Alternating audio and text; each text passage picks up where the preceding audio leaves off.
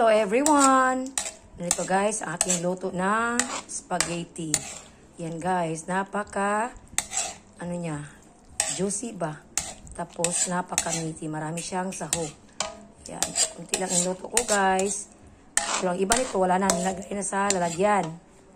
Ayan. Para snacks to ng ating mga anak. Pero, ano lang guys, hindi ito sa akin guys ba? Nagluto ako. Parang order ba? Ganyan. Oh. Yan. Simple lang ito guys. Wala itong hotdog. Pero kung para sa mga bata, kasi ang kakain ito guys, mga malaki na ba? Walang bata. Kaya hindi nila pilagyan ng hotdog. Pero kung para sa amin guys, ang ano ko talaga, nilagyan ko ng hotdog para mas lalong masarap para sa mga kids. Pero mga tigulang na guys, mga matanda na kakain. Kaya hindi nila pilagyan. Ayan, ang sarap-sarap ito guys. Meron ditong milk ha. Ayan.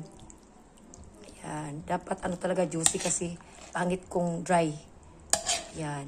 Huwag nating tipirin sa sahog kung meron na naman tayong budget. Ayan. Ang nito guys is ground pork. Kasi kadalasan ground beef ang nilagay. Pero kami, ground pork nilagay namin guys. Ayan. Ito lang ang natira. Kasi hinatid ko na yung talaga yung nag-order. Nagpaluto ba? Ayan. Thank you for watching guys. Bye-bye. Snacks tayo.